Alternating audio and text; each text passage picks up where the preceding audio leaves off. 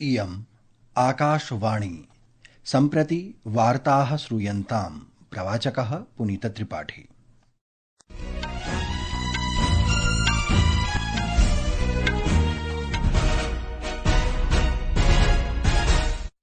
आदौ मुख्यवार्ताः।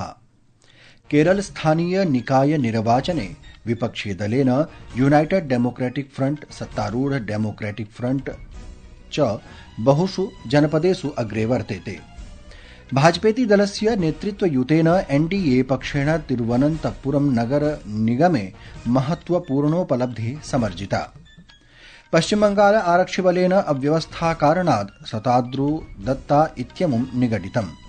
राष्ट्रिय राजधानी क्षेत्रे दिल्ल्यां वायुगुणवत्ता प्रबन्धन आयोगेन ग्रैप इति तृतीय चरणं समारब्धम्।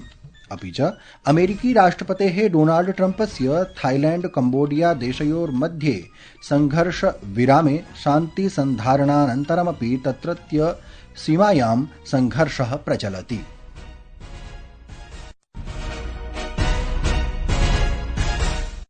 अथ वार्ताः विस्तरेण। प्रधानमन्त्रिणा नरेन्द्र मोदिना अद्य केरल मतदातृभ्यः स्वीय सन्तोष प्रकटितः यत्ते केरल स्थानीय निकाय निर्वाचनेषु एनडीए प्रत्याशिनां कृते स्वीय मतानि प्रदत्तवन्तः। प्रधानमन्त्रिणा नरेन्द्र मोदिना सामाजिकान्तर्जालीये सन्देशे भणितं यत् तदीय दलं तिरुवनन्तपुरम निगम विकासाय कृतसंकल्पः अस्ति। श्रीमोदिना तत्र भारतीय जनता पार्टीति दलस्य कार्यकर्तृभ्यः तेषां कठिन परिश्रमाय धन्यवादोऽपि प्रकटितः। पश्चिम बंगाल आरक्षिबलेन शताद्रु दत्ता इत्यमुं निगडितम् इत्येषः तत्र सॉल्ट लेक क्रीडाप्राङ्गणे आयोजकः वर्तते। होराद्वयात्मकं परिप्रेक्षानन्तरं सॉल्ट लेक भारती क्रीडाङ्गणे बहुसंख्यायां प्रशंसकाः प्रदर्शनं कृतवन्तः। आरक्षिमहानिदेशकेन जावेद शमीम इत्यनेन भणितं यत् प्राङ्गण प्रदर्शनस्य प्राथमिकान्वेषणं प्रचलति। तेन प्रोक्तं यत् स्थितिः अधुना नियन्त्रणे अस्ति। तत्रत्य राज्यपालेन डॉक्टर सीवी आनंद बोसेन निर्देशः प्रदत्तः यत् पश्चिम बंगाल प्रशासनं युवा भारती क्रीडाङ्गणे आयोजककर्तारं प्रायोजककर्तॄणां च निगडनं करिष्यति। कोलकाता नगरे अर्जेंटीना देशस्य फुटबॉल क्रीडकस्य लियोनेल मेसी इत्यस्य कार्यक्रमावधौ टीएमसी दलस्य नेतृत्वे पश्चिमबंगस्य सर्वकारस्य कथितेन कुप्रबन्धनेन जनाः कुपिताः इति भाजपेति दलेन अद्य आरोपितम्। नवदिल्ल्यां वार्ताहर सम्मेलनं सम्बोधयन् भाजपेति दलस्य सांसदः प्रवक्ता च डॉक्टर सुधांशु त्रिवेदी एतत् सम्पूर्ण देशस्य कृते लज्जास्पदं क्षणम् इति उक्तवान्।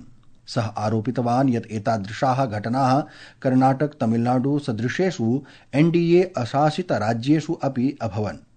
घटनया दुर्बला विधि व्यवस्थायाः स्थितिः प्रतिबिम्बिता अस्ति, यत्र अधिकारधारिणः मन्यन्ते यत्ते नियमेभ्यः उपरि सन्ति इति। एक दुखद घटना जो कोलकाता में हुई, जहां पर भारत के लिए बहुत दुखद और पूरे देश के लिए शर्मसार करने वाली घटना हुई, जब अंतर्राष्ट्रीय ख्याति प्राप्त फुटबॉल खिलाड़ी लियोनेल मेसी के कार्यक्रम में सॉल्ट लेक स्टेडियम में जिस प्रकार की अव्यवस्था, भगदड़ और वितंडावाद हुआ, उससे सिर्फ कोलकाता नहीं, पश्चिम बंगाल नहीं, हर भारतीय का सर शर्म से झुक गया। दिल्ली एनसीआर क्षेत्रे वायुगुणवत्तायाः निम्नस्तरे वायुगुणवत्ता प्रबन्धन आयोगेन CAQM इत्यनेन तत्क्षणप्रभावेण graded response action plan GRAP इत्यस्य तृतीयं चरणं समारब्धम्। निर्णयोऽयं नगरे वायुगुणवत्ता सूचकाङ्कः गभीर श्रेण्यानन्तरं गृहीतः। एतत् पूर्वमेव प्रवृत्तस्य GRAP इत्यस्य प्रथम द्वितीय चरणयोः अन्तर्गतेषु कार्येषु अतिरिक्तमस्ति। प्रतिबन्धेषु अत्यावश्यक निर्माण विध्वंसादि कार्याणि पूर्णतया प्रतिबन्धितानि भविष्यन्ति। प्रियाः श्रोतारः, संस्कृतवार्तायाः संस्करणमिदम् इदानीम् आकाशवाणीतः प्रसार्यते। सममेव अयं कार्यक्रमः आकाशवाण्याः अन्तर्जालपटले www.newsonair.gov.in इत्यत्र अथ न्यूज़ ऑन एआईआर चलदूरभाषीय तन्त्रांशे अपि उपलब्धो भविष्यति। दिसम्बर मासे 2021 वर्षे 13 दिनाङ्के 24 वर्षाणि पूर्वं संसदि आतङ्क्याक्रमणम् अभवत्।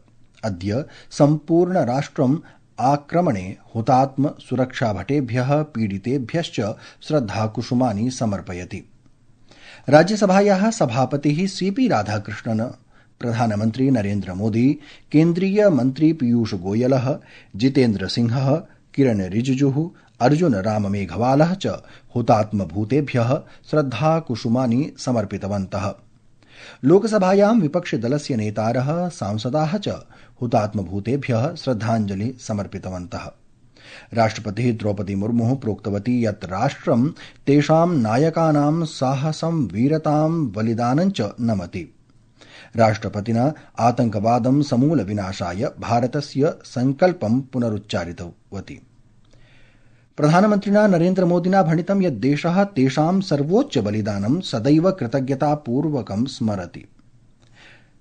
गृहमन्त्रिणा अमितशाहेन प्रोक्तं यत् राष्ट्रं तेषां बलिदानं सदैव स्मरणं करिष्यति। प्रधानमन्त्री नरेन्द्र मोदी दिसम्बर मासस्य 15-16 दिनाङ्कयोः महामहिम राज्ञः अब्दुल्ला द्वितीयस्य बिन अल हुसैन इत्यस्य आमन्त्रणे जॉर्डन नगरस्य हाशमाइट साम्राज्यस्य द्विदिवसीय यात्रायां भविष्यति।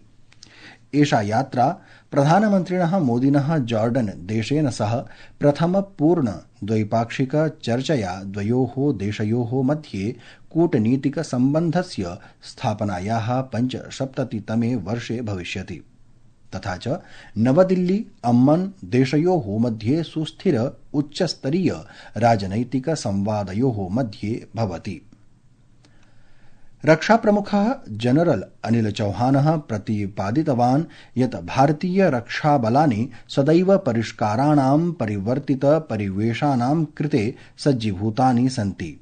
हैदराबादे डिण्डिगल स्थिते वायुसेना अकादम्यां 16-तमस्य दलस्य संयुक्त दीक्षान्त पथ संचलने जनरल चौहानेन प्रोक्तं यत् ऑपरेशन सिन्धूर अधुनापि प्रचलति।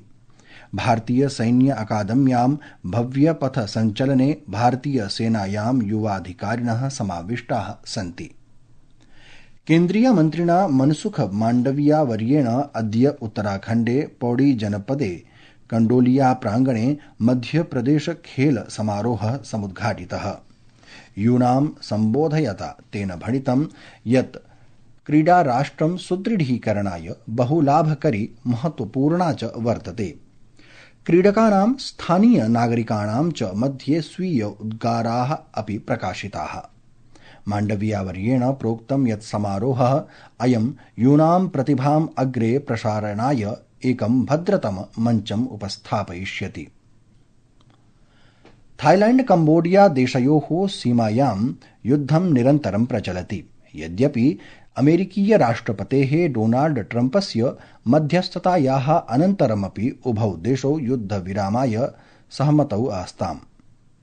पूर्वं ट्रम्पः अवदत् यत् थाई कम्बोडिया देशयोः नेतारः एकसप्ताहाभ्यन्तरे सीमायाः प्राणघातक संघर्षस्य अनन्तरं तत्क्षणमेव युद्धविराम सन्धिं नवीकर्तुं पुनः एकवारं सम्मतौ स्तः। मलेशिया देशस्य कुआलालम्पुर नगरे अस्मिन् वर्षे अक्टूबर मासे हस्ताक्षरिते मूल शान्ति सन्धि प्रति प्रत्यागन्तुम् उभौ नेतारौ सम्मतं कृतवान् इत्यपि सः अवोचत्। अन्ते मुख्यवार्ताः पुनः एकवारम्। केरल स्थानीय निकाय निर्वाचने विपक्षी दले यूनाइटेड डेमोक्रेटिक फ्रंट, सत्तारूढ़ डेमोक्रेटिक फ्रंट च बहुषु जनपदेषु अग्रे वर्तेते। भाजपेति दलस्य नेतृत्वयुतेन एनडीए पक्षेण तिरुवनन्तपुरम नगर निगमे महत्वपूर्णोपलब्धि समर्जिता। पश्चिम बंगाल आरक्षिबलेन अव्यवस्था कारणात् शताद्रु दत्ता इत्यमुं निगडितम्। राष्ट्रिय राजधानी क्षेत्रे दिल्ल्यां वायुगुणवत्ता प्रबन्धन आयोगेन ग्रैप इति तृतीय चरणं समारब्धम् इति वार्ताः।